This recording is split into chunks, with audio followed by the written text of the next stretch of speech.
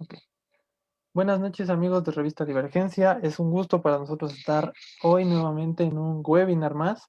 Ahora para tratar un tema muy relevante que ha sonado durante estas fechas, que es la cultura alimentaria en el tiempo post-COVID.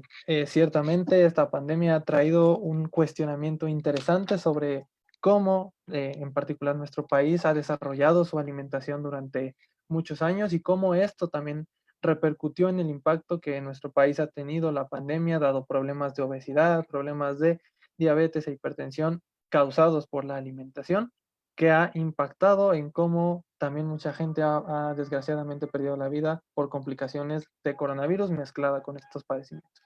Para hablar de este tema tenemos en esta noche a un panel conformado por Ricardo Lides, quien es sociólogo de la Universidad Autónoma de México, Frida Alejandra Hernández, que es médica por parte de la Universidad Nacional Autónoma de México, Eunice Villar, que también es médico por parte de la Universidad Nacional, y Uciel Medina, quien es politólogo por la misma universidad.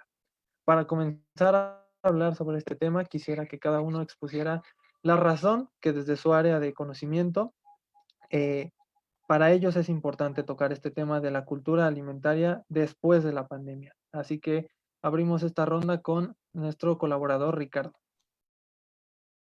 Hola, ¿qué tal? Buenas noches, amigos de Revista Divergencia, personas que nos están viendo en este momento. Pues si bien es cierto, la alimentación es un tema bastante amplio en temas sociales, que abarca desde la cultura, la economía, lo social. En este caso, hablar de la alimentación, pues es más allá de lo superficial que debemos ver, ¿no?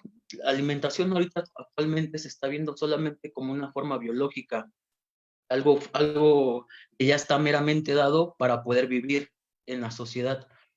Sin embargo, pues esto va mucho más allá, ¿no? Hay que ver, por ejemplo, yo os voy a tomar un caso específico de la doctora Gilma Stanco.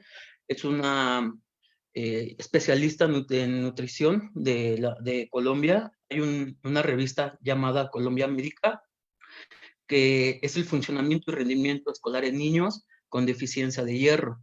El hierro, pues, es un trastorno que afecta a las células en la sangre, disminuyendo los glóbulos rojos, que esta deficiencia afecta a 2.000 millones de personas en el mundo, específicamente 77 millones que viven en América Latina y en el Caribe, ¿no? Los grupos vulnerables en este sentido son los niños y las mujeres en edad de reproducción.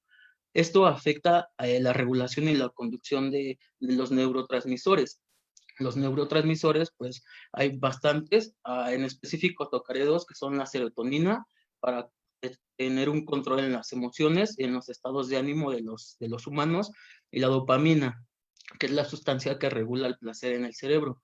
Esto, pues obviamente, en el desarrollo cognitivo del niño o de la niña, pues va a afectar las respuestas afectivas en el medio social en el que se están encontrando. Asimismo, pues afecta todo el funcionamiento de la etapa adulta que va a estar llevando. Esto igual va a desencadenar muchos factores en el ámbito social, porque eso en el ámbito educativo va a desempeñar una deserción escolar, y esto se va a ver más claramente en las poblaciones afectadas o comunidades que tienen un poder económico más bajo, más pobre. Esto obviamente pues afecta la calidad de vida de los seres humanos. No solamente es ver la alimentación, como lo está planteando cualquier persona que podemos escuchar en la calle, en los rumores, sino que pues tenemos que hacer un trasfondo, un análisis para poder realizar una crítica constructiva a lo que es la alimentación. Implica más allá de ese proceso biológico, perdón, o fisiológico del ser humano. Hasta aquí dejaría como esta aportación, y ya posteriormente les explicaré por qué abordo este tema. Muchas gracias. Muchísimas gracias, Ricardo. Eunice, por favor, compártenos por qué la importancia de hablar de la cultura alimentaria después del coronavirus. Buenas noches, antes que nada. La cultura alimentaria no nada más tiene su importancia antes o después del COVID. Antes del COVID teníamos muertes por diabetes que incluso le costaban millones de pesos al Estado, miles de millones de pesos al Estado, por el mantenimiento de medicamentos, de consultas, de atención médica. Post-COVID o durante el COVID, tenemos la complicación con enfermedades de base o enfermedades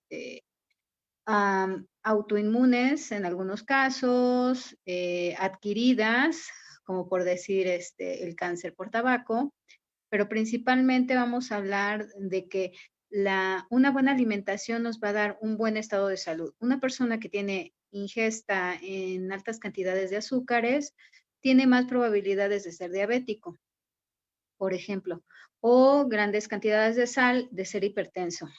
El COVID nos viene a recalcar que estas personas son de un grupo de riesgo alto, lo que quiere decir que tú, si eres hipertenso, si eres diabético, si eres, padeces del corazón, tienes el colesterol alto, eres de este grupo susceptible a padecer COVID, y post-COVID, si llegas a tener y llegas a sobrevivir a esta enfermedad, vas a tener muchas más complicaciones, lo cual va a costar muchos más gastos al Estado mexicano, y aparte la calidad de vida va a mermar en este sentido.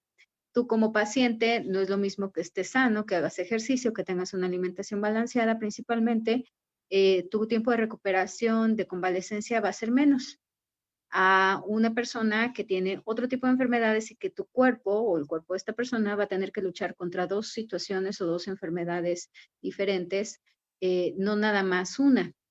Ahora, lo vemos desde el punto de vista del nuevo etiquetado, ¿no?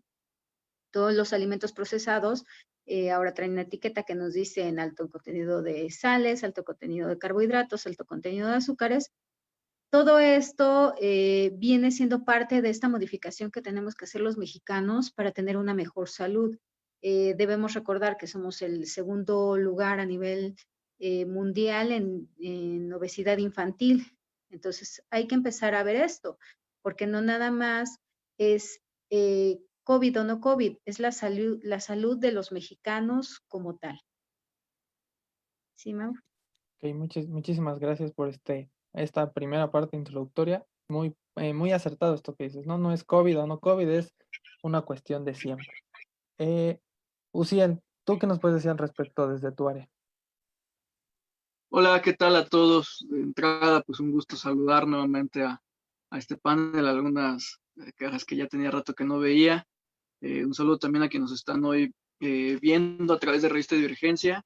Y qué buen tema, que es muy importante. Ya mencionaron Ricardo y Eunice aspectos esenciales de que la alimentación no es una cuestión nada más biológica, y también de cuál es el impacto que tiene en el sistema de salud, así a grandes rasgos, ¿no?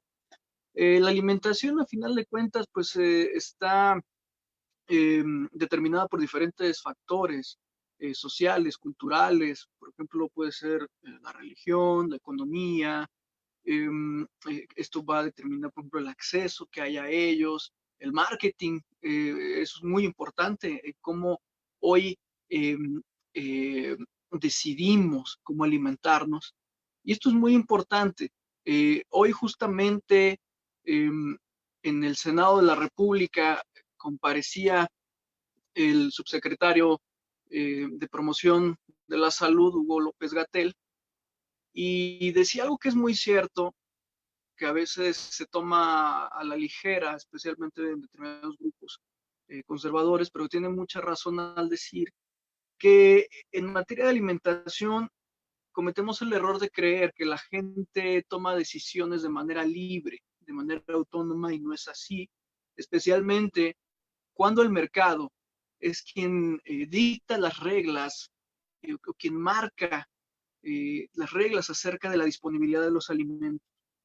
Y para poder dar un poquito de contexto a lo que me gustaría desarrollar en esta noche, pues hay que hablar, por ejemplo, de cuál es el contexto de la seguridad alimentaria.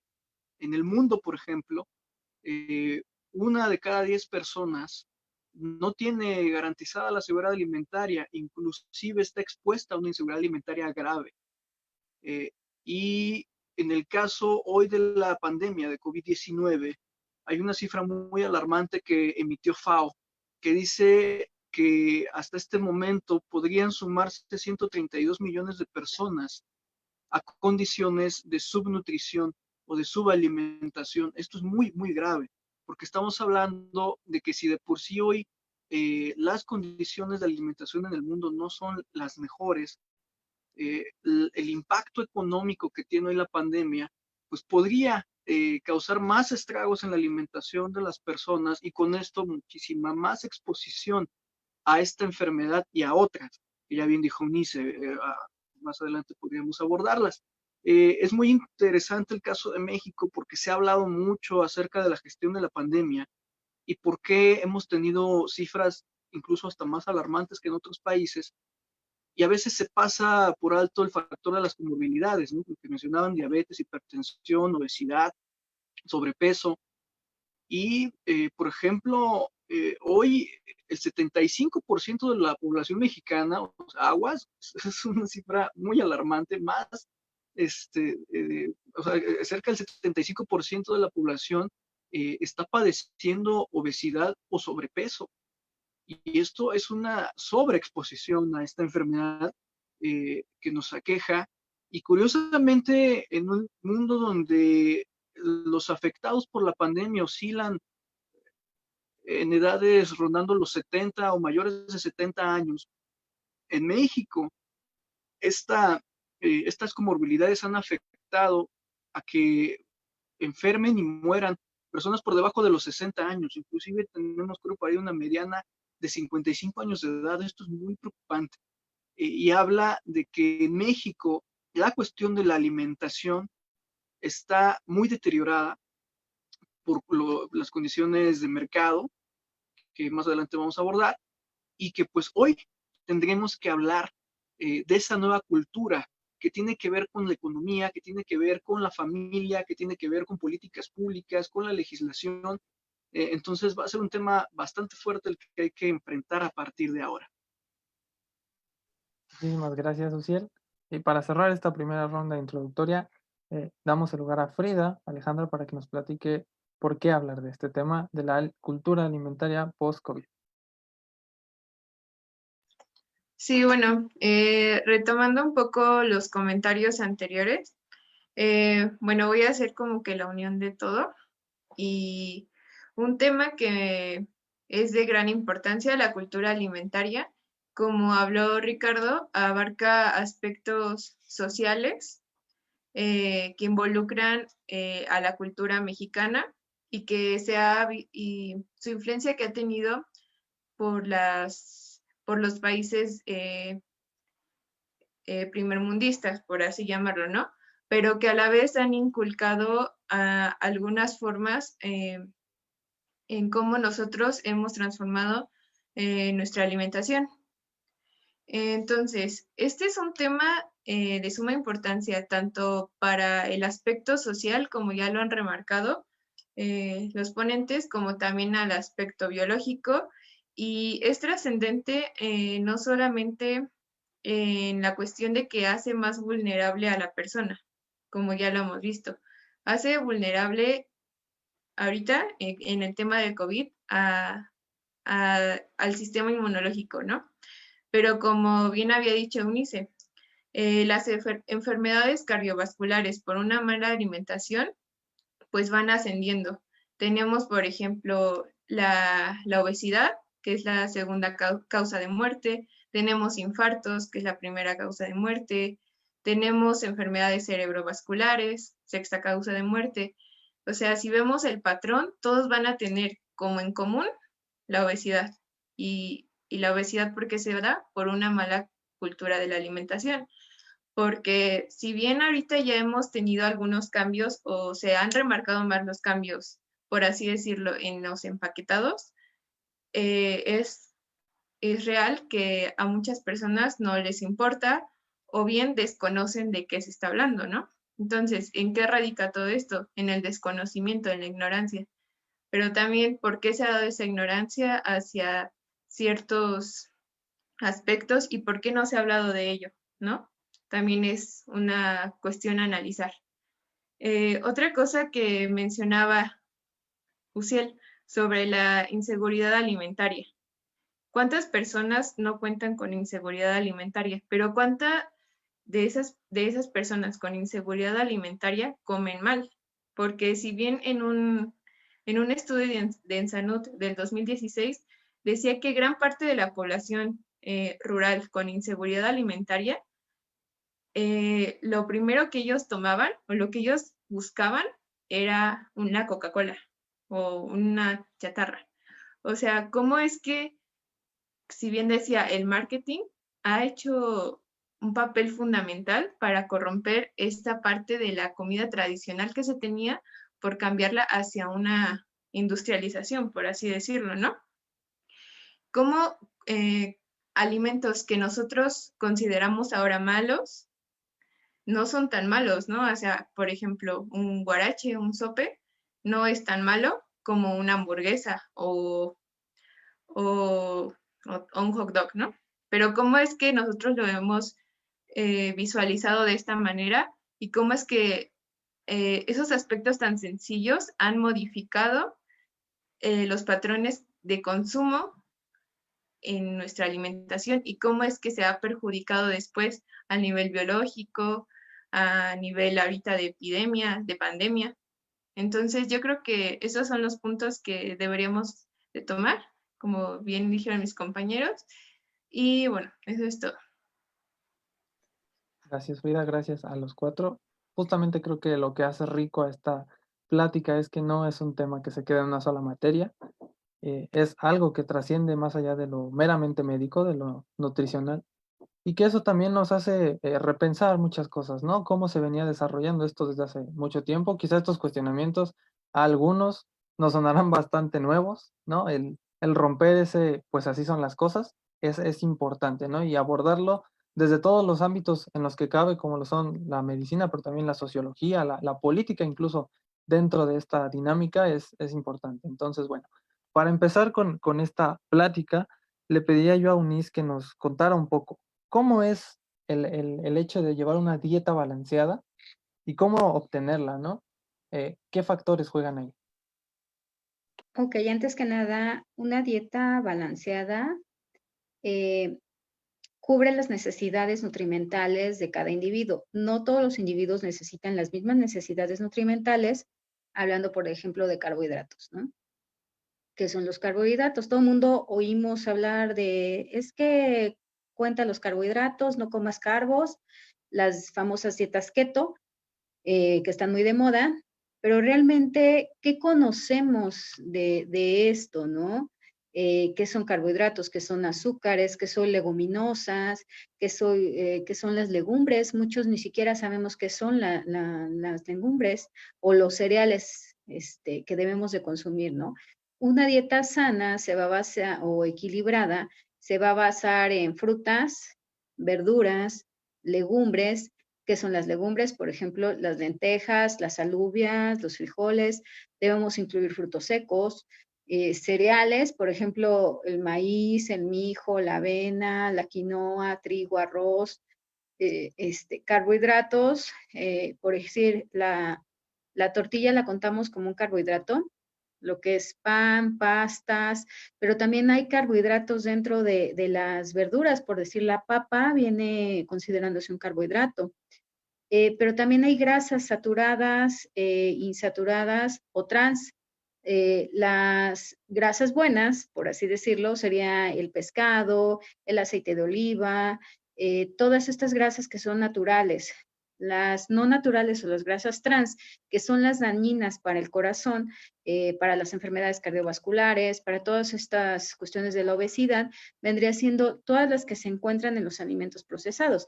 Jamón, embutidos, incluso el pan blanco las contiene, yogurts procesados, cereales, prácticamente todo lo que tenemos procesado es alto en carbohidratos, en grasas y en cuestiones de azúcares, incluso de sal.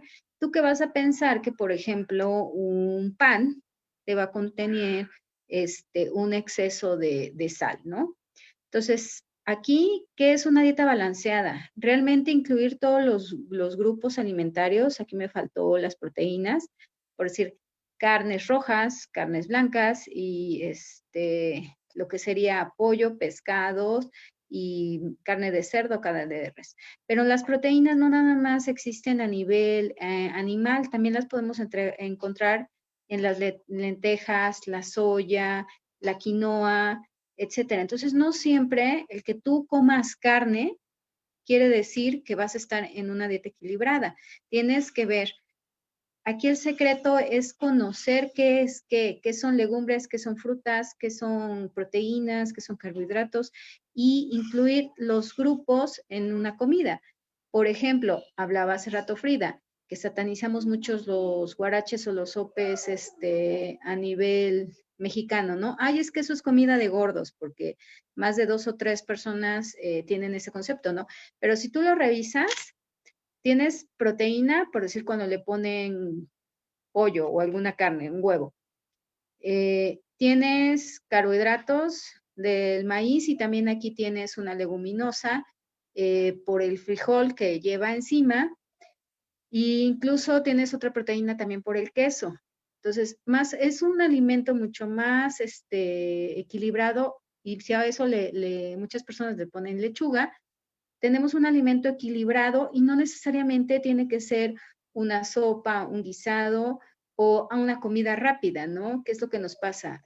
Hablaban hace rato que socialmente nos acostumbraron después de los años 60, 70, que llega este boom de la vida estadounidense, nos acostumbran a que un buen desayuno es un cereal, un jugo de caja y a veces nada más con leche, ¿no?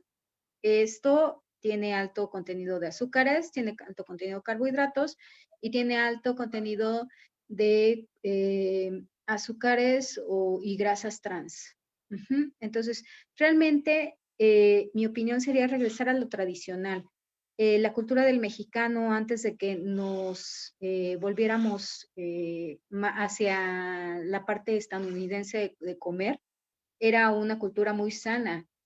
Siempre las abuelas, etcétera, nos acostumbraron a comer una sopa que lleva los carbohidratos, arroz, sopa de pasta, una proteína, ya fuera con verduras casi siempre, y agua de frutas, que ya estamos incluyendo las frutas, y a veces nos daban postre, ¿no? Que incluía las azúcares, que también son necesarias para una dieta equilibrada. No vamos a satanizar al azúcar y a la sal. En exceso son malas, pero también el cuerpo necesita, porque llevan minerales también, y hacen que ciertos minerales se fijen al cuerpo. Entonces, no debemos de satanizar. Una dieta equilibrada es consumir todos los grupos alimentarios, muy sencillos. Si ustedes no saben qué son los grupos alimentarios, googleamos la pirámide nutrimental, está en una pirámide donde nos dice que debemos de consumir verduras, frutas, proteínas, etcétera. Es tan sencillo como esto. Un tip muy agradable podría ser, yo no debo de consumir, si mi mano es de este tamaño, esta debe de ser la porción de alimento que yo debo de consumir, por decir, en la carne. Porque hay gente que come más carne que verduras y eso también nos puede traer problemas de altos niveles de colesterol y enfermedades cardíacas.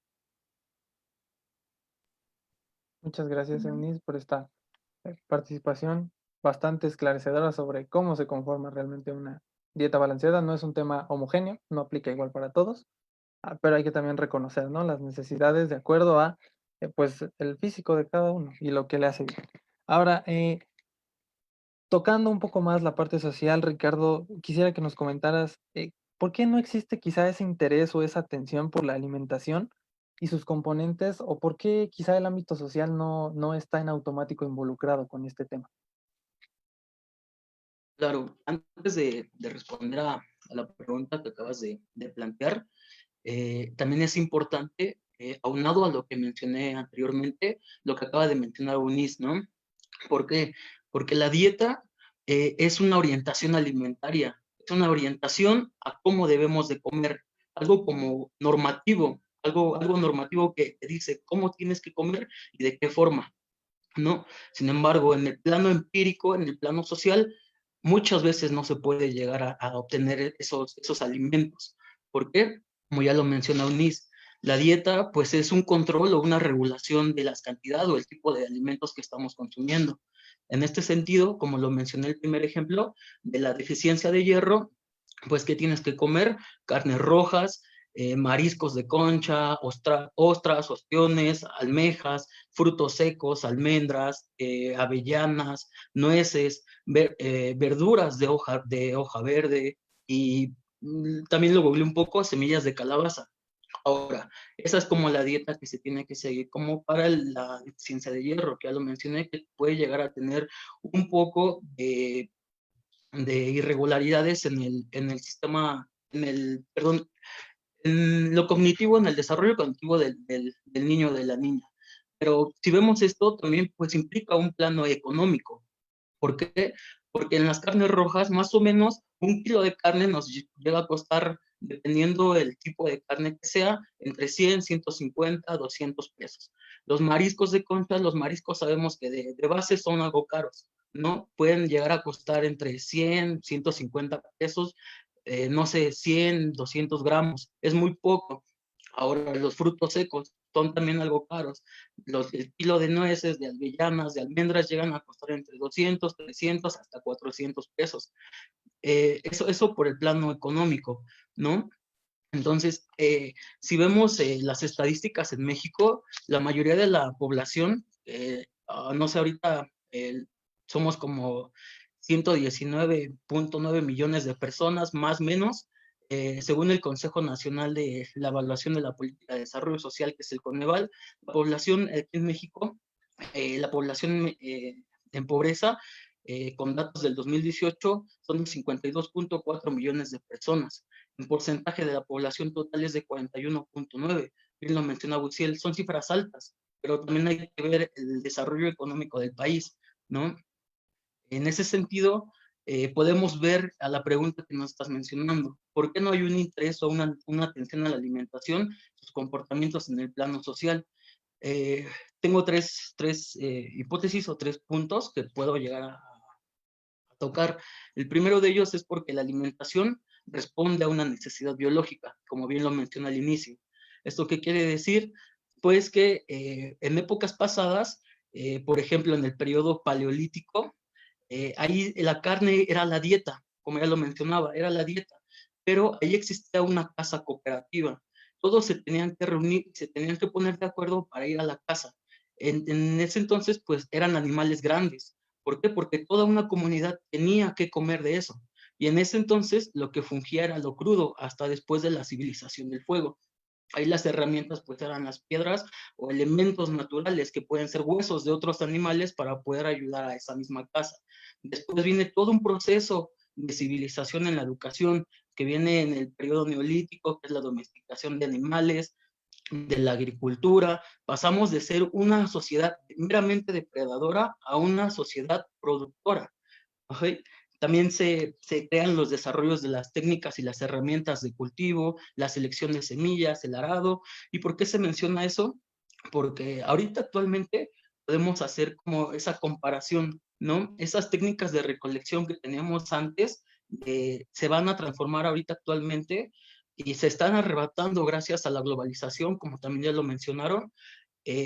Anteriormente, uno de los antepasados, pues salía de casa, y bueno, de su casa o de donde vivía, y salía a la casa, iba a cazar. En este sentido, actualmente, pues uno sale del hogar y va al trabajo a realizar como una casa, a traer un poder económico para poder solventar esa alimentación. ¿Okay? El segundo punto que quiero tocar, pues es porque la sociedad vive en una cotidianidad de la alimentación en la vida social. Esto ya se da solamente como un hecho social dado. Ya solamente comemos porque así está establecido para poder vivir y en algunos otros se da la alimentación para poder sobrevivir, que es lo que mencionaba también anteriormente Eunice, ¿no? En las sociedades agrícolas, pues solamente están como sobreviviendo, ¿no? Ya no están como viviendo. El vivir con alimentación, una alimentación digna es una cuestión de clases, ¿no? ¿Por qué? Porque está lo que mencionaban de las normatividades, que es el plato del buen comer, ¿no? Es una normatividad que ahí nos dice cómo debemos de regular nuestra alimentación, pero ya lo mencioné, la cuestión económica tiene que ver mucho ahí. ¿Por qué? Porque para poder tener una salud digna hay que también tener pues un seguro social, un seguro a la salud. En ese sentido, pues la alimentación tiene que evolucionar. Ya no se tiene que ver solamente como ese proceso biológico, tiene que cambiar de lo biológico a lo cultural, tiene que cambiar de lo individual a lo colectivo, como ya lo mencionaban. Tenemos que regresar un poco a esa cultura alimentaria que llevamos en tiempos remotos, en tiempos anteriores. ¿Por qué? Porque ya las prácticas alimentarias no son solo ya un comportamiento o hábito, sino que son prácticas sociales. En este sentido, pues, podemos poner ejemplos, ¿no? Una práctica social de la alimentación funge como una forma de distinción social. Uno como con un poder adquisitivo alto puede ir a un restaurante. En el restaurante pues entras, ves cosas muy lujosas, te dan ganas de comer, se abre el apetito, ¿no? Sin embargo, una persona que tiene un poder económico más bajo, pues lo único que puede llegar a ir o que puede ir en el trabajo es comer cantidad, ¿no? Va a la esquina, como ya lo mencionaban, a un puesto de tacos, de quesadillas, y pues ahí, pues no sé, puedan ver como disgustos, ¿no? Puede estar una coladera, pasa un perro, etcétera, y pues también uno tiene que comer por la necesidad, ¿no? Por ejemplo, una persona que tiene que ir a trabajar, supongamos que en la construcción, esa persona tiene que comer cantidad. ¿Por qué? Porque para él es fundamental para poder desarrollar su jornada laboral de 8 horas mínimo, máximo se puede llegar a extender bastante tiempo, ¿no? Y una persona con un poder económico alto llega a cumplir varias dietas y llega a cumplir más de una o dos o tres comidas al día. Entonces, ese es el plano por qué la alimentación no se ve como importante. Y por último, es que el hambre o la alimentación no es un problema social prioritario para los gobiernos o para las personas que estamos inmiscuidos en la sociedad, ya que pueden existir problemas sociales que al gobierno pues le puede interesar más, como el caso del narcotráfico. No digo que estén mal, que se lleven, sin embargo creo que a partir de la alimentación pueden llegar a haber cambios sociales, económicos, políticos, culturales en la sociedad muy importantes. Y pues hasta ahorita mencionaría eso. Muchísimas gracias, Ricardo. Clave creo que esto que mencionas sobre la cuestión de la alimentación cuando se trata de sobrevivir o de vivir se rompe, ¿no? Vaya, rompe las, las normativas de una buena dieta porque pues justo se procura más el sobrevivir sin importar incluso la normativa, ¿no? Se tiene que suplir eso y al final pues creo que sí influye mucho, aunque pueda sonar quizá incómodo para muchos, que la alimentación saludable sea una cuestión de clase, ¿no? Interesante esto que comentas, ¿no? Y bueno, Frida, ¿tú cómo consideras que esta parte de las cuestiones epidemiológicas sobre obesidad y estas enfermedades derivadas de una alimentación mala, por qué nos debe de llevar a cambiar la alimentación? Es decir, hablan las estadísticas por sí solas, hemos mencionado aquí números altísimos, pero ¿cómo eso debe de mover a la gente a cambiar su cultura alimentaria? Sí, bueno, me gustaría retomar primero los datos epidemiológicos, pero después también hacer unos comentarios con respecto a lo que dijo Ricardo. Y bueno, como ya habíamos mencionado antes, bueno, la principal complicación de tener una mala alimentación es la obesidad, ¿no? A nivel mundial, México representa o ocupa el segundo lugar a nivel de obesidad infantil, el primer lugar a nivel de obesidad infantil y el segundo lugar a nivel de obesidad en adultos. ¿Sí? Entonces ahí ya nos posiciona con una magnitud súper importante. La obesidad también a nivel de México ocupa el 10º lugar dentro de nuestras morbilidades, dentro de las principales morbilidades de México. Y bueno, aunado a esto, tenemos las principales causas de mortalidad. Como ya había dicho, las enfermedades del corazón, que es una complicación por infartos, por tener llenas las arterias de grasa, ocupa el primer lugar. Después tenemos la diabetes mellitus, como muchos la conocemos, la de tipo 2, que es adquirida igual por una mala alimentación, aunada a sedentarismo, aunada a otros factores de riesgo, ocupa el segundo lugar. Después tenemos los accidentes cerebrovasculares.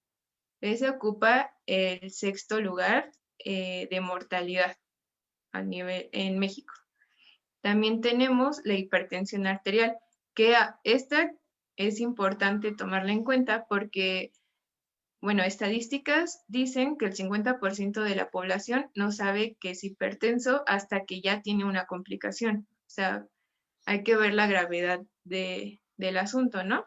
Y hasta que tiene una complicación, ya sea por hipertensión arterial, ya sea por un infarto al miocardio, al corazón, o por un accidente cerebrovascular, que muchas veces, pues, estas dos complicaciones nos dirigen hacia la muerte, ¿no?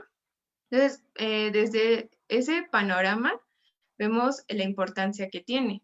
También otras consecuencias que una mala alimentación atrae, y principalmente los alimentos ricos en azúcares, los alimentos refinados, industrializados, el TDAH,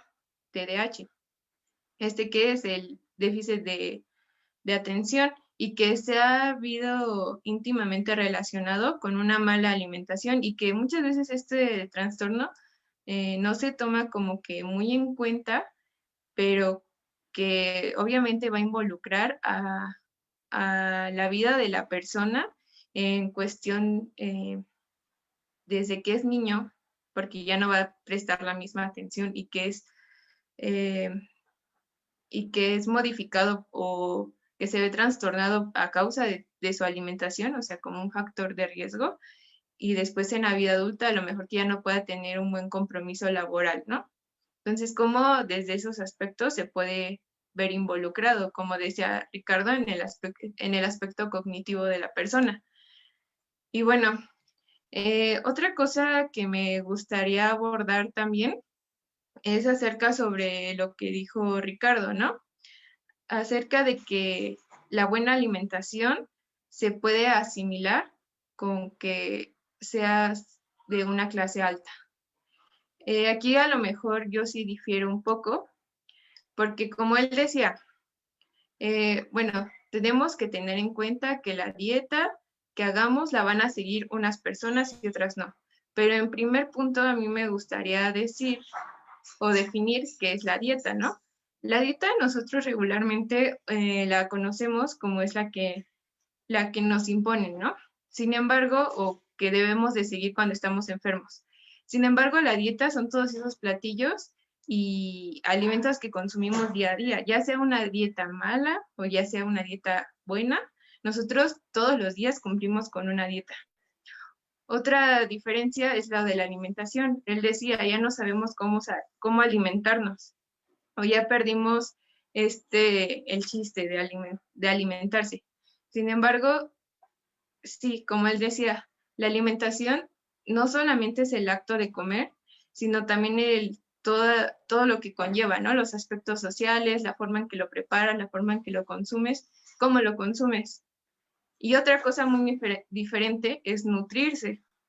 ¿Esto qué es? Como decía Eunice, pues es cuando nosotros tomamos los nutrientes necesarios de cada alimento y obtenemos carbohidratos, vitaminas, minerales, proteínas, ¿no? Bueno, a partir de ya de especificar estas diferencias, entonces voy a retomar otro punto, que sería a lo mejor el papel del médico en este aspecto, o del nutriólogo, porque también no se tiene el hábito de ir al nutriólogo, ¿no? Porque también involucra otro costo, ¿no? Otro costo que a lo mejor no se tiene. Sin embargo, en la cuestión del médico, esta yo creo que es la principal función. Debemos de hacer conciencia en la persona de que una buena alimentación no solamente la puede tener una persona que pueda comer camarones, que pueda comer salmón, que pueda comer frutos secos, no. Una buena alimentación, yo creo que sí la mayoría puede, puede tenerla, ¿no? Y como decía Unice, no solamente las proteínas se van a obtener de la carne, sino que también lo vamos a obtener de las leguminosas, y que el frijol está barato el frijol, está barata la lenteja, ¿no? O el arroz. Entonces ya ahí tenemos proteína y carbohidratos. Entonces yo creo que la función del médico en este aspecto es hacer cambiar la mentalidad de la persona, porque si bien es cierto que la publicidad y el marketing y toda la sociedad y la cuestión económica influye en que una persona pueda adoptar o no una dieta más saludable, también influye el papel a lo mejor del médico en cómo nosotros le podamos enseñar al paciente en que pueda obtener los mismos nutrientes o que pueda tener una buena nutrición a partir de su alimentación con alimentos no muy caros y que puedan ser accesibles hacia él, o mostrarle algunas alternativas, ¿no? Porque, o sea, sí podemos echar la culpa a la sociedad de que a lo mejor la economía está así, por eso yo como de esta forma, ¿no? O porque mi trabajo es rápido, requiero de algo rápido. Pero sin embargo, estamos omitiendo la parte de que te puedes preparar en 10 minutos un alimento, ¿no? A las personas que van siempre corriendo. Te puedes preparar un alimento en 10 minutos y ya te lo llevas corriendo y ya no compraste cualquier cosa en la tienda, ¿no? También es como darle este papel de responsabilidad a la persona. O sea, sí es una cuestión muy difícil y que sí se juega con mucho de la cuestión económica y social de México, porque también soy consciente de eso, pero también es hacer este acto de reflexión hacia la persona. Y bueno, yo creo que es uno de los papeles que debe de tomar pues el médico, ¿no? Y bueno, como habíamos hablado en webinars anteriores, pues también ya vemos otras nuevas alternativas en donde la persona puede generar también sus propios alimentos en su propia casa, ¿no? Entonces también sería como dárselo a conocer a la persona. Ya de esta manera a lo mejor podemos cambiar más o menos la cultura alimentaria. Muchísimas gracias, Frida. Muy puntual esto que mencionas y relevante también, ¿no? La parte de darle al médico esa oportunidad de que él también ejerza, ¿no? Desde su conocimiento, este intento de cambiar a la gente, ¿no? Que al final creo que la decisión, más allá de una u otra persona, radicará en quien lo consume y en su contexto, sí, pero hacerles ver que hay oportunidades para amortiguar esta situación precaria, creo que es importante. Y bueno, Uciel, platícanos tú un poco de cómo la política pública y el contexto global juegan un papel clave en este tema. Me gustaría empezar dando ahí algunos matices sobre la dialéctica que se acaba de dar, ¿no? Entre Ricardo y Frida, porque es muy importante. Son dos visiones que no están equivocadas, pero que hay que integrarlas para poder abordar con mayor claridad el tema. Por ejemplo, hablan de la responsabilidad del médico o de la responsabilidad de uno mismo de ir al médico. En una sociedad donde si vives en un entorno urbano, lo más cerca que tienes realmente es ir a una farmacia de una botarga, donde pues pagas 25, 30 pesos por una consulta. Y yo preguntaría cuántas de estas personas están en disponibilidad de ir con un nutriólogo, por ejemplo, en una comunidad rural, donde a duras penas llegan a tener un médico de servicio público, lo que era el Seguro Popular antes o lo que hoy es INSABI, ¿no? Hay que entender el panorama. México, según la OCDE, es un país con mayor desigualdad de ese grupo de OCDE. Una de cada dos personas, o sea, la mitad de la población mexicana, vive en condiciones de pobreza. Entonces, el acceso a servicios de salud y servicios de salud de segundo o tercer nivel, pues cada vez se hace más complejo, ¿no?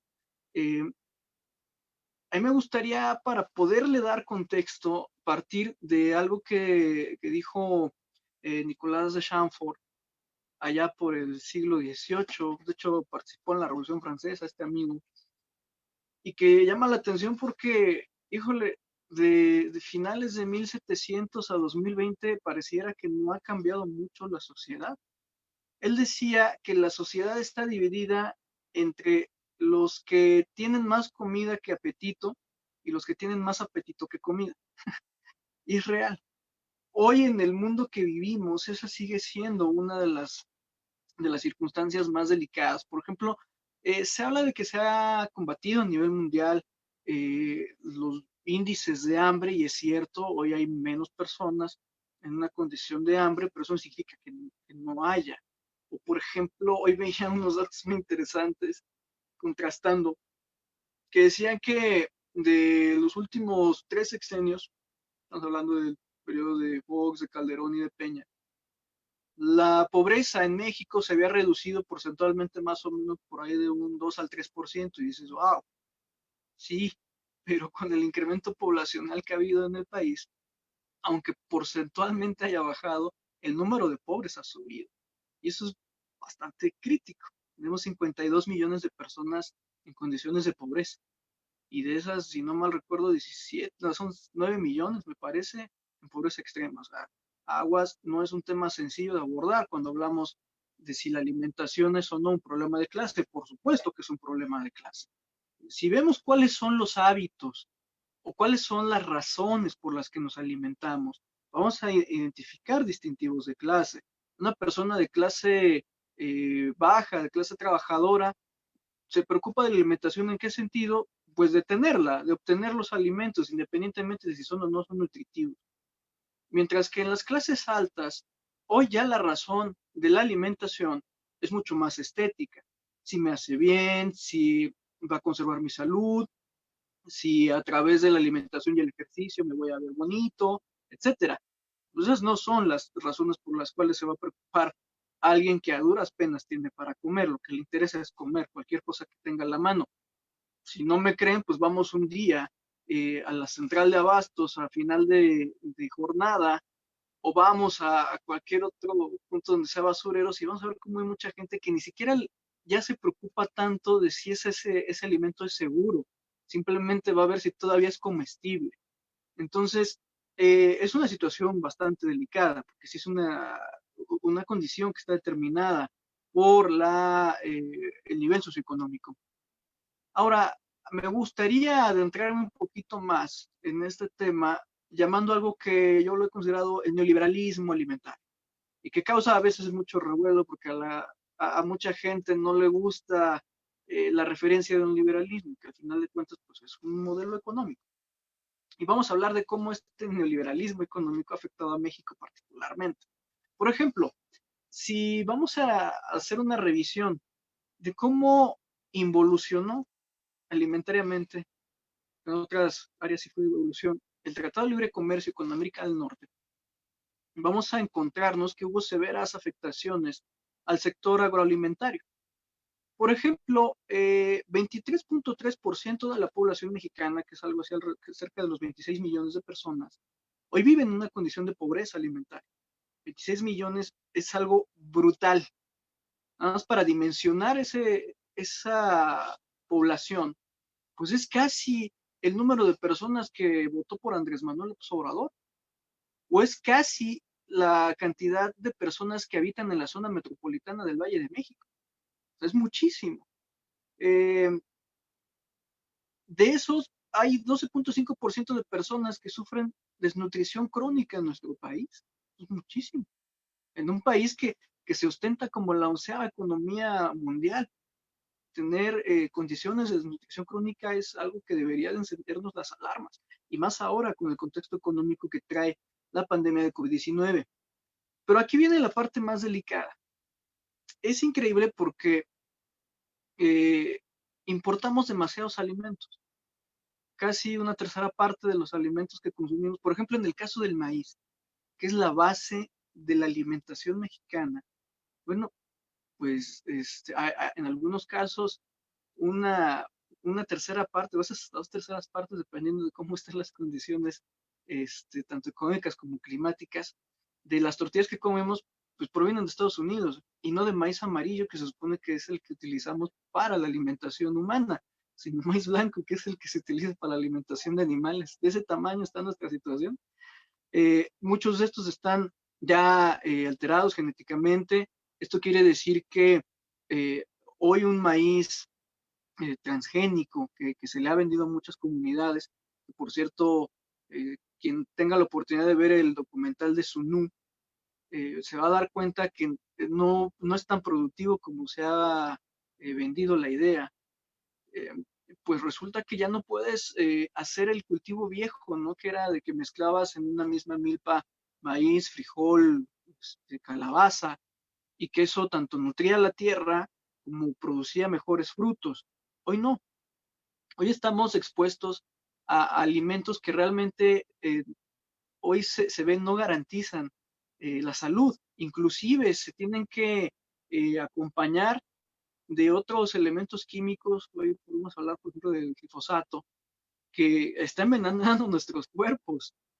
Y eso es parte de ese modelo económico que está movido por las grandes transnacionales, que inclusive si vemos, por ejemplo, en África, cómo se han adueñado de tierras de cultivo y han desplazado comunidades enteras, digo, pues está para alarmarse. Pero bueno, resulta que solo el 40% de los alimentos que sí se producen en México vienen de pequeños productores que, por cierto, están en condiciones de abandono, con vulnerabilidad. Estamos hablando de que hay 5 millones de productores nacionales, de los cuales 4 millones son productores, agricultores familiares, que hoy no están en condiciones de competir con el mercado, que es muy grande y que los aplasta.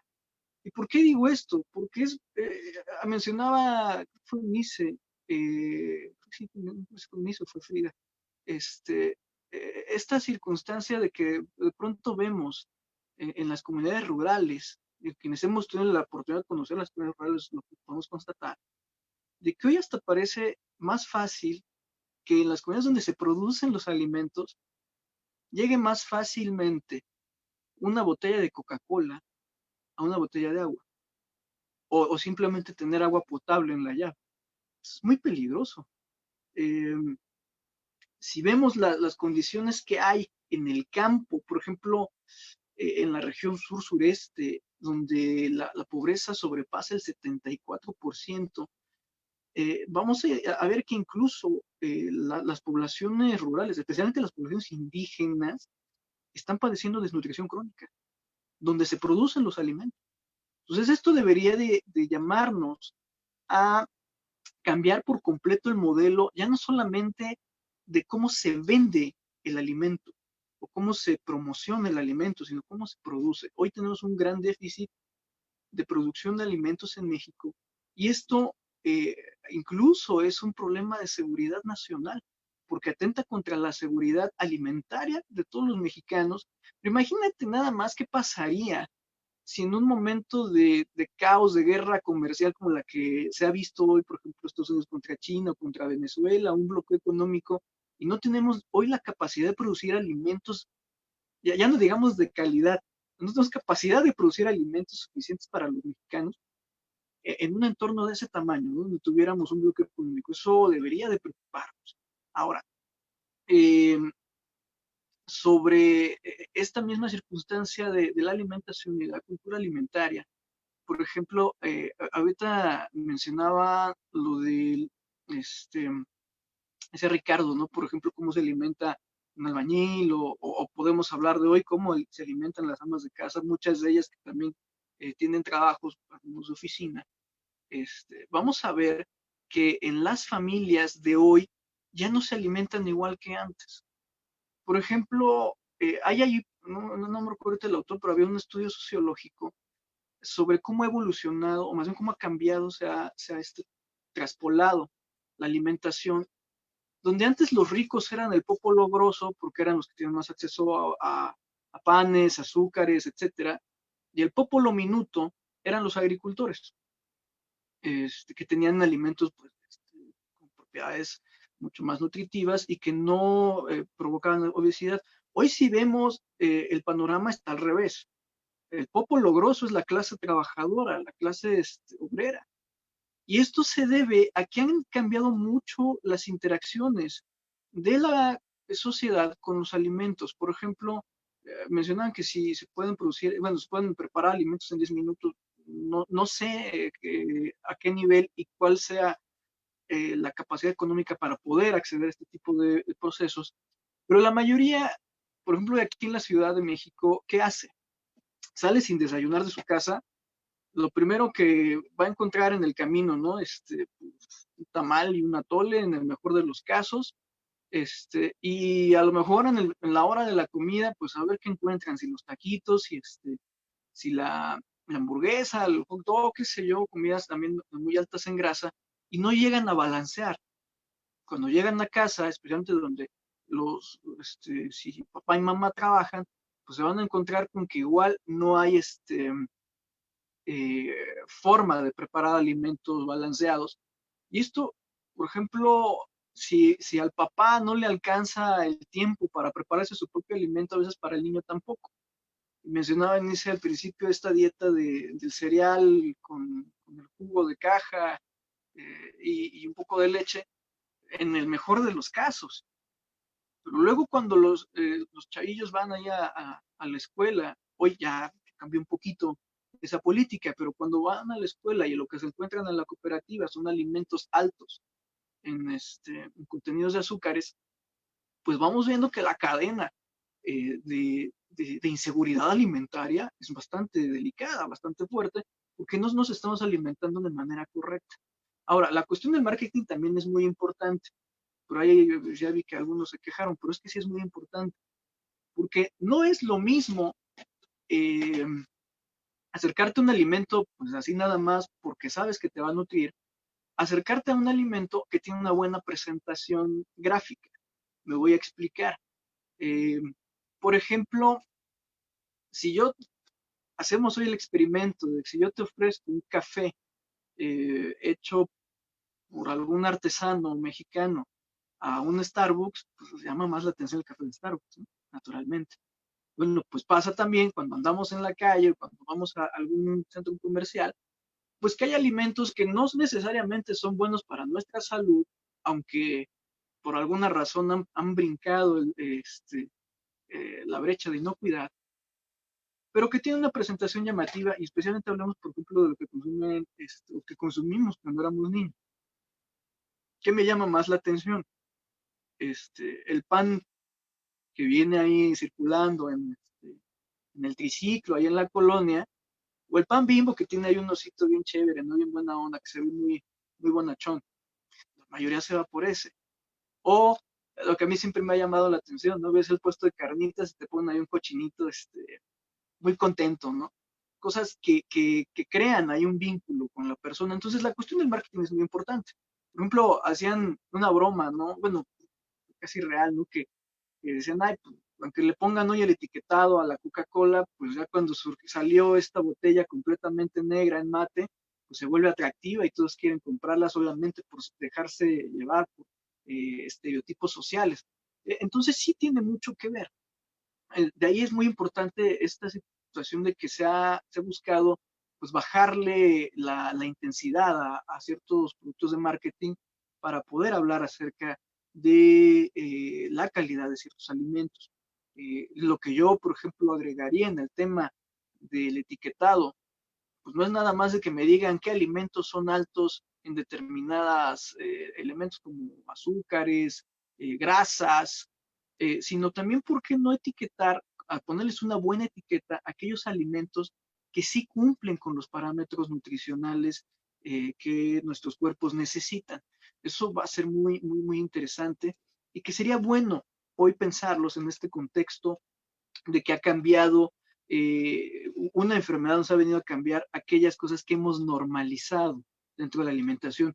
Y por último, la cuestión global, que va a ser muy importante, es que hoy, así como las cadenas de valor generales se han visto afectadas por la pandemia, pues la cadena de valor de los alimentos también se puede ver bastante golpeada por esas circunstancias. Me llamó mucho la atención encontrarme con una nota que hablaba de que en China el gobierno estaba llamando a que los habitantes procuraban porciones más pequeñas para evitar un colapso en la cuestión del acceso a los alimentos. Esto es muy importante pensarlo porque tenemos un gran problema en la disponibilidad de alimentos y se da por diferentes factores. Una pueden ser económicos, el acceso físico por cuestiones económicas, pero también hay un gran problema de desperdicios. Una tercera parte de los alimentos en el mundo se desperdician. Es curioso porque tenemos la capacidad de producir alimentos para 12 millones de personas en el mundo. Y sin embargo, más de 1.300 millones de personas hoy están fuera del acceso a los alimentos y mucho también se da por los desperdicios, que también tienen que ver con la cultura alimentaria. En México es un tema que debería de preocuparnos bastante porque el grado de desperdicio aquí es del 34.7%, muchísimo. O sea, se desperdicia casi, sí, también casi una tercera parte. Sobre todo carnes como el cerdo, es 40%, el pescado 37%, de res 35%, pollo 29% y de tortilla 28%. Mucho de esto, por ejemplo, los que están sufriendo más en la cuestión de desperdicios, por ejemplo, en este caso las carnes, se deben a que tenemos una muy mala infraestructura de almacenamiento y de conservación. Nuestra red de frío en México es bastante limitada. Entonces, muchos alimentos ya no en la transportación se pierden o en el almacenamiento y no hay forma de darles distribución efectiva. Y también en el tema de las porciones, uno de los sectores que más desperdician pues es el hotelero y el restaurantero, debido a que se sirven porciones muy grandes, quienes lo recuerden cuando van a algún restaurante, de pronto, no sé si les ha, bueno, a todos nos ha pasado, ¿no? Me lo puedes poner para llevar, algunos no lo permiten, y toda esa comida se desperdicia, porque no tenemos estándares muy claros en cuanto a las porciones de alimentos, y bueno, estamos desaprovechando 20.4 millones de toneladas anuales de alimentos. El desperdicio representa cerca de 26 billones de pesos anuales, que es el 2.5% del PIB. Pero no solamente eso, sino que estamos emitiendo en el desperdicio 37 toneladas de CO2 que corresponden a 16 millones de vehículos. Entonces, pues tendremos que hablar de sustentabilidad también, ¿no? En materia de cómo entendemos hoy la alimentación en la nueva normalidad. Muchísimas gracias, Uciel. Te nos adelantaste con esta cuestión de las preguntas que nos pusieron en los comentarios, pero paso a leerlas para, por si alguno de ustedes quiere tomar alguna, contestarla y al mismo tiempo ir dando sus comentarios concluyentes sobre esta plática. Daniel Vázquez nos comenta qué alimentos se deben evitar, que la gente considera buenos y son un engaño. Michelle Paulina Miranda es quien comentaba esto de que el marketing no tiene la culpa, que es injusto culparlo. La publicidad es el reflejo de las sociedades y las personas son responsables de sus actos. José Nicanor también nos pregunta qué alimentos se deben de consumir más. Igualmente, Leonardo Ram nos pone que si entonces la carne más cara es la mejor. Y bueno, creo que son las preguntas al respecto de este tema. Ahí también Michelle Paulina nos pone cómo reducir nuestra participación en el modelo neoliberal alimenticio y si eso es posible. Entonces, bueno, si alguno quiere tomar alguna de estas preguntas para introducir también su conclusión y ir cerrando este webinar. No sé si alguien quiera. Eunice, creo que tú quieres. En respuesta a la pregunta, ¿qué alimentos están disfrazados de buenos y son malos? Realmente todos los alimentos que tienen grandes procesos, azúcares refinadas, todo lo que está en empaques realmente, tiene un proceso atrás con conservadores, aditivos, glifosfatos, químicos que realmente al paso del tiempo se van almacenando o nos provocan otro tipo de enfermedades, por decir alergias. Cada vez hay niños, muchos más niños alérgicos a ciertos colorantes, a medicamentos, por decir el simple lactato, ¿no?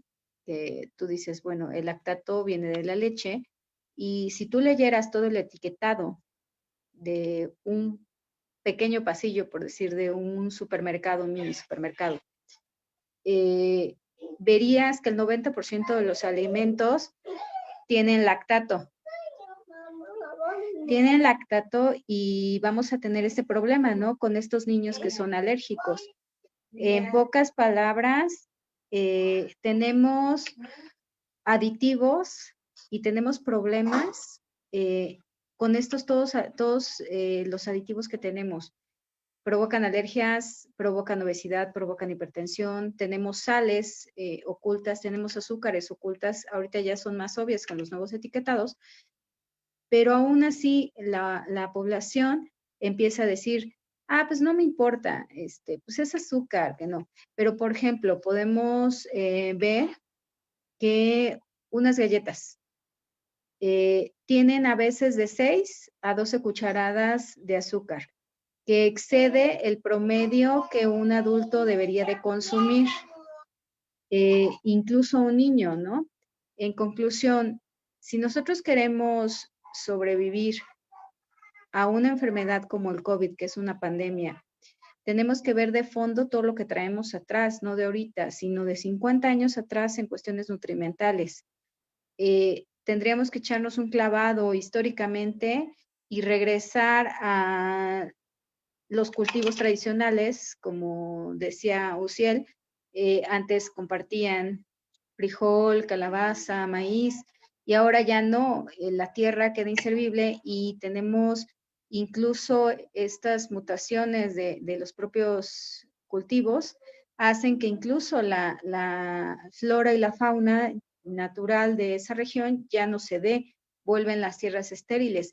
Y si tú comparas en un estudio de un maíz ecológico, vamos a llamarlo así, y un maíz trans, los nutrimentos van a la baja. Todo esto tenemos que analizar y sería muy importante que las personas exigiéramos esta parte de que el gobierno nos diera alimentos que realmente son, que nos diera una perspectiva clara de lo que se está logrando. Eso sería todo. Gracias, Eunice. No sé, Frida, Uciel, Ricardo, ¿alguien quiere tomar otra de las preguntas? Uciel, adelante. Sí, ¿cómo poder revertir un poquito este modelo neoliberal? Que va cayendo, la verdad. O sea, hay que reconocer que este modelo está ya casi en desuso. Hoy, pues ya las economías globalizadas están a punto de cambiar por economías regionales. Entonces creo que hay una buena oportunidad. Una de las formas en las que se podría empezar a revertir esa tendencia es, hay 3 sistemas que deben ir en conjunto para poder revertirlo. El primero de ellos es la agroindustria rural, que consiste en concentraciones empresariales desde el sector campesino. Están concentrados de manera geográfica y a partir de estas tipologías que pueden haber, llámese por tecnología, origen o tamaño, que tienen las agroindustrias rurales, que para esto habría que coordinar a los productores, principalmente, bueno, pues casi todos son ejidatarios. Se crean circuitos cortos de producción y de consumo. Entonces, en lugar de hacer estos grandes hubs, de que vienen, por ejemplo, aquí a la central de abastos de la Ciudad de México, productos de todas las partes de la República, y luego de aquí llegan a salir a todas las partes de la República, más bien se van concentrando dentro de sus regiones, no necesariamente tiene que ser, puede ser de un municipio a otro, puede ser de un estado a otro. Esta podría ser una forma. El otro es el sistema agroalimentario localizado, también conocido como SIAL. En España han funcionado bastante bien, y creo que también hay en algunas regiones de Sudamérica, donde igual, o sea, hay una relación de proximidad entre productores y consumidores.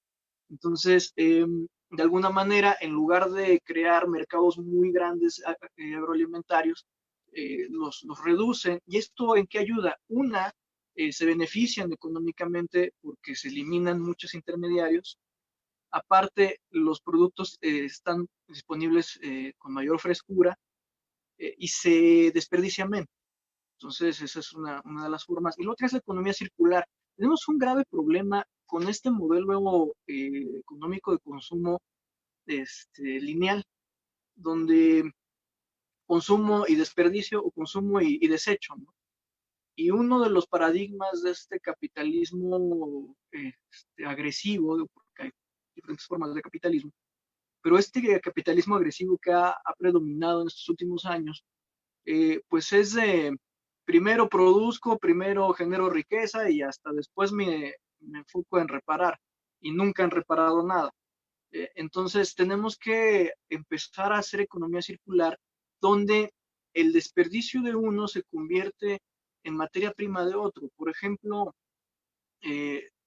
hablábamos de que la industria pecuaria pues genera muchísimos contaminantes. Y es curioso porque la verdad la proteína que aportan las carnes es como por ahí del 18%, pero es la que más se consume.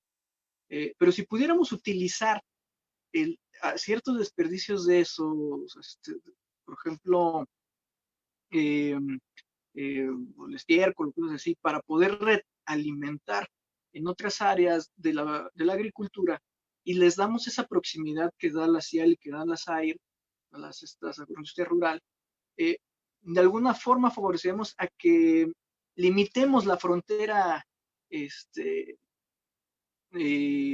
la agricultura, porque es también un problema que vamos a tener, estamos padeciendo a nivel mundial, también en México. Mientras se sigue expandiendo la frontera agrícola, vamos a seguir dañando ecosistemas que, si recordamos, una de las razones por las cuales estos coronavirus, que no eran virus que afectaban al género humano, pues al expandirnos y al invadir ecosistemas, hemos hecho que las barreras naturales de estos virus desaparezcan y empiecen a causar estragos en nuestra salud. Entonces, si a partir de estos tres sistemas frenamos la expansión de la frontera agrícola y nos enfocamos más en sustentabilidad, podemos también frenar el avance de otro tipo de enfermedades virales que hoy se están viendo. Y va a ser muy importante, como decía Eunice, recuperar esta cuestión de una agricultura mucho más orgánica, más tradicional, que bien regionalizada puede potenciar suficiente para dar alimento a toda la población, y que podamos recuperar ciertas especies, por ejemplo, los polinizadores como las abejas, los podamos recuperar y de alguna forma ir restableciendo el equilibrio ecológico. Hoy uno de los grandes retos que tenemos, y que lo han dicho Naciones Unidas, lo ha dicho la FAO, lo ha dicho la Organización Mundial de la Salud, es que necesitamos urgentemente reparar aquellos ecosistemas que hemos dañado, preservar los que todavía están intactos y evitar que esta economía expansiva de consumo excesivo de recursos pudiera en algún momento pues llevarnos ya a un colapso definitivo. Entonces, pues una forma de cambiar ese modelo es justamente estos tres sistemas que son muy importantes. Hay que organizar al sector agrario, que hoy está bastante desorganizado, lastimado también por las grandes industrias, y convertirlo en una industria grande, colectiva. Creo que podría funcionar muy bien aquí el modelo cooperativas, para poderle dar cauce a este tipo de sistemas que nos ayuden a mejorar tanto la economía, la sustentabilidad y, por supuesto, nuestra salud. Sería cuanto. Muchas gracias, Uciel. Frida, Ricardo, no sé si tengan alguna pregunta que quieran tomar, si no, sus conclusiones, por favor. Frida, adelante.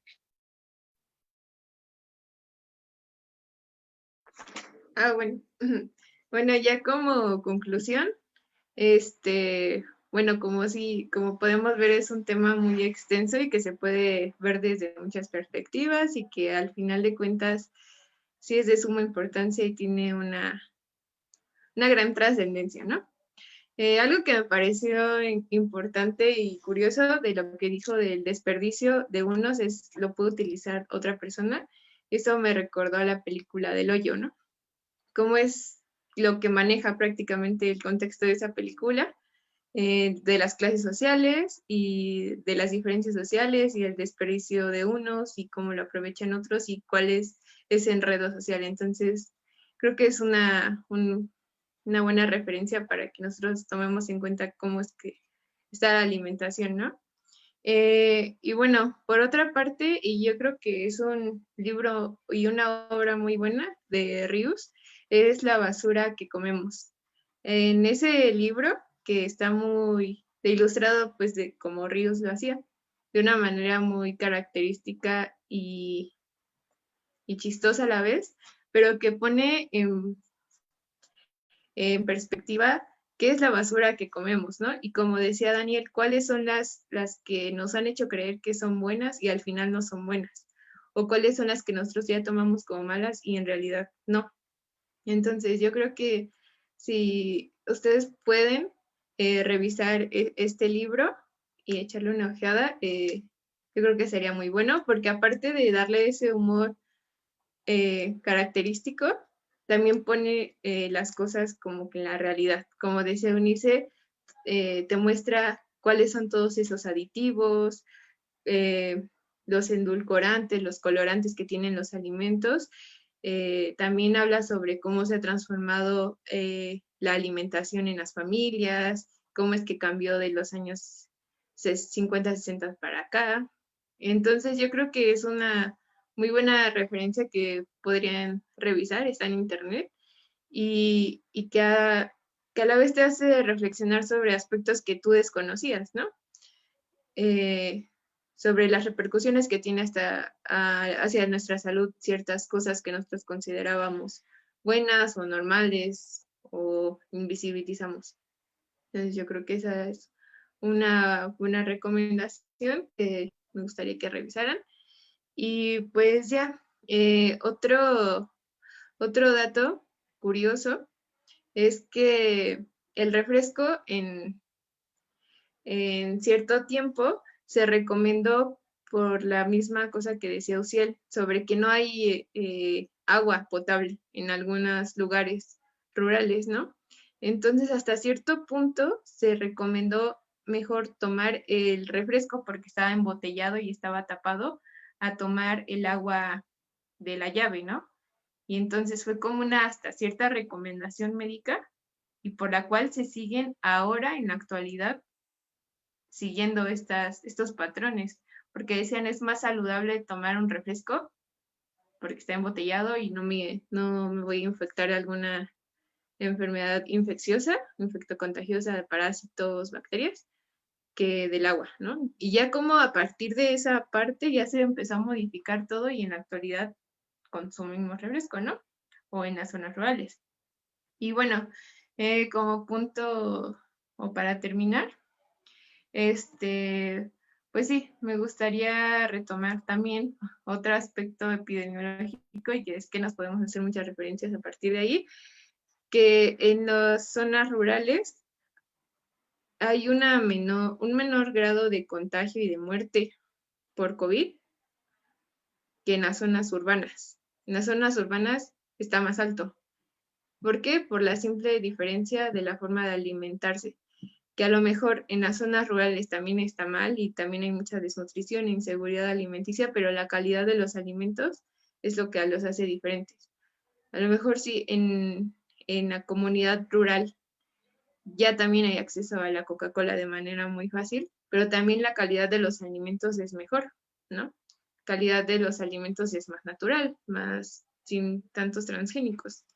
Ya en la cuestión de la urbe, ya le toca toda la cuestión del consumismo y toda esta cuestión capitalista que se ve involucrada, y cómo es que ese factor que no tomamos en cuenta, pero que es muy esencial, es parte fundamental para girar ciertos aspectos hacia que unos viven más y unos viven menos, ¿no? Y bueno, ya con esto concluyo mi participación. Muchas gracias. Gracias, Frida. Y por último, para cerrar este conversatorio, Ricardo, tus conclusiones al respecto de este tema. Sí, creo que algo que ya mencionamos y que hay que volver a recalcar es que la alimentación no es cuestionable, porque es simplemente una forma de distinción social, ¿no? Bien dice citó Uziel a un autor francés, y es muy importante, ¿no? Toda la literatura francesa, porque de ahí nace esa cultura alimentaria, ¿no? Está otro buen autor, sociólogo francés, que es Pierre Bourdieu, ¿no? Que tiene su libro de la distinción, los criterios y las bases sociales del gusto, ¿no? Para él, desde esa perspectiva, como para finalizar, tiene que ver mucho lo que es el hábito. ¿Por qué? Porque el hábito es el uso social de la cultura como capital o instrumento de una dominación social o simbólica entre quienes necesitan distinguirse de otros para ejercer su mismo dominio. En ese sentido, pues el hábito es una forma de gustos, es una forma de costumbres, de clases y de prácticas igualmente sociales. Es el principio, como bien lo mencionaba Bourdieu, el principio unificador y generador de todas las prácticas. ¿Qué son las prácticas en las distinciones sociales? Es lo que es el deporte, en las clases altas, pues, no sé, el golf, tenis, los juegos, las distracciones culturales, los restaurantes que ellos mismos dan, y pues esa es la distinción, ¿no? El gusto, tienen gustos, los gustos es el operador práctica, el práctico de la distinción social. En ese sentido, pues la comida y el hambre, pues desde una perspectiva que responde solamente a la productiva, en cierta medida solamente va a ser para las expectativas de la producción y del consumo.